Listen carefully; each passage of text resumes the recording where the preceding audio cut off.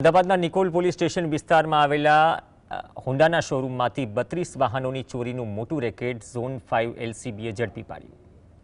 શોરૂમમાં કામ કરતા મુખ્ય સૂત્રધાર શાહિદ ઉર્ફે બડા કાલુ અને એક સગીરે મળીને ગોડાઉનમાંથી શોરૂમમાં વાહનો લાવતી વખતે ઓર્ડર કરતા વધુ વાહનો બારોબાર કાઢી ચોરી કરી હતી।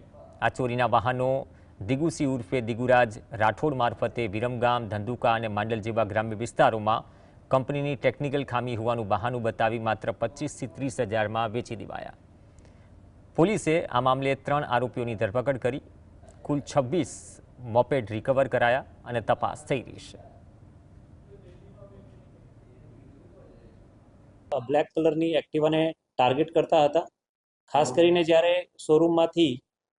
શોરૂમ દ્વારા ગોડાઉનમાંથી એક્ટિવાનો ઓર્ડર આપવામાં આવે ત્યારે જેટલો ઓર્ડર આપ્યો હોય તેમાંથી વધારાની એક એક્ટિવા શાહિદ કાઢી લેતો હતો અને તે દિગુને આગળ આપવા માટે આપતો હતો।